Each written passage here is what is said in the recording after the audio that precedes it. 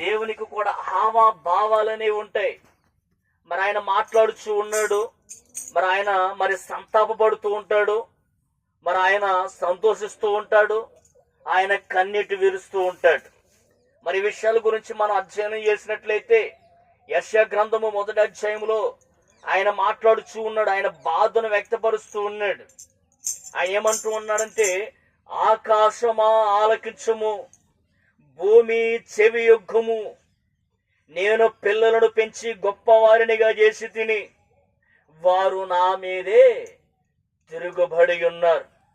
ఇంకా ఆయన చెప్తూ ఉన్నాడు, ఎద్దు తన కామాంధును ఎరుగును, గాడిద సొంత వాని దొడ్డి తెలుసుకునునని చెబుతూ ఉన్నాడు. కానీ నా జనులకు తెలియలేదు, వారు నన్ను తెలుసుకునటం లేదు, వారు నా యొద్దకు రావటము లేదు అని దేవుడు వాపోతూ ఉన్నట్లుగా